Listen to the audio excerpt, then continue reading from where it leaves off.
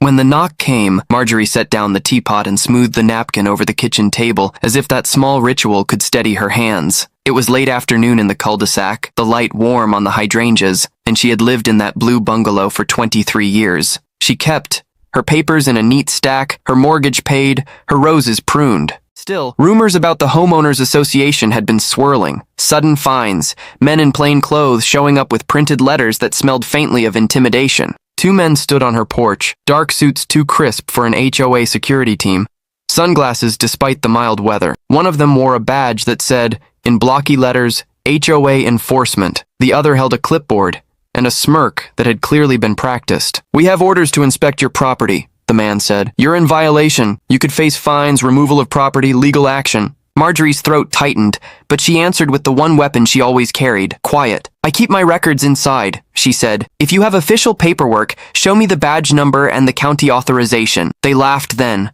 a small sound the size of a threat. The man with the clipboard stepped forward as if to cross the threshold. Marjorie reached for the phone on the counter. Before she could unlock it, the front door opened wider and a figure filled the frame.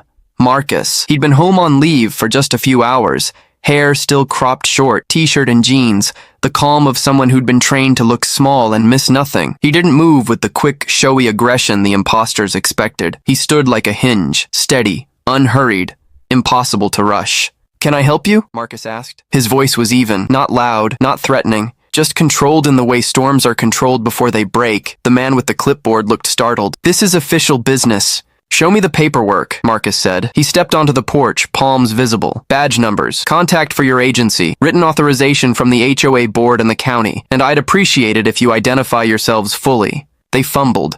The badges were laminated paper with smudged ink. The agency name had a misspelling. One of the men reached for Marjorie's phone, a reflexive grab that would have escalated 1,000 ugly ways, and Marcus was there in a motion that was all practiced economy. He intercepted the hand and held it, not hard, just firmly. The man looked at his own palm and then at Marcus, confused to find his muscle met by something he couldn't intimidate. "Take your hand off my mother's property," Marcus said softly. "You are not law enforcement. You are trespassing." Neighbors had begun to gather. A woman across the street holding a laundry basket. Mr. Patel from next door with his tea, a teenager filming on a phone. Marcus said, "Call the sheriff and the HOA's registered office. I'm putting this on record." He dialed while keeping his eyes on the men. His fingers were steady. He walked them through the verification process, asking for names and badge numbers and the phone numbers they refused to give. Panic is a thin thing. It shows itself in small errors. An ID with no number, a business card that led to a prepaid voicemail, a license plate registered to a moving company not licensed for enforcement. Marcus let them make those errors,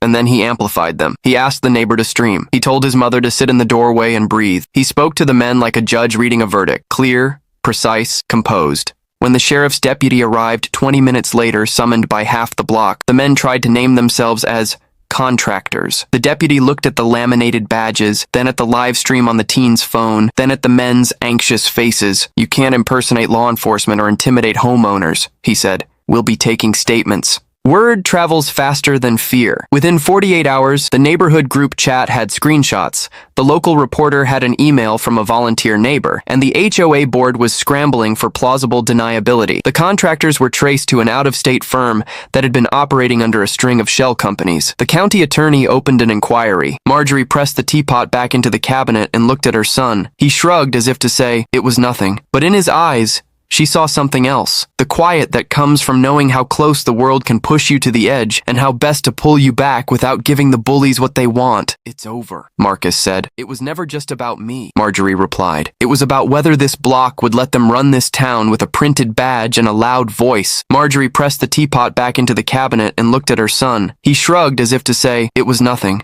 But in his eyes, she saw something else. The quiet that comes from knowing how close the world can push you to the edge and how best to pull you back without giving the bullies what they want. "It's over," Marcus said. "It was never just about me," Marjorie replied. "It was about whether this block would let them run this town with a printed badge and a loud voice." When reporters asked Marjorie how it felt to have a Navy SEAL for a son, she smiled and folded her napkin just so. "I raised a man who knows how to hold still until the truth catches up," she said. "That's all any of us need sometimes. Someone who will stand steady long enough for the right thing to happen." And the cul-de-sac learned a new rule. Badges don't make men right. A neighborhood that watches out for one another does.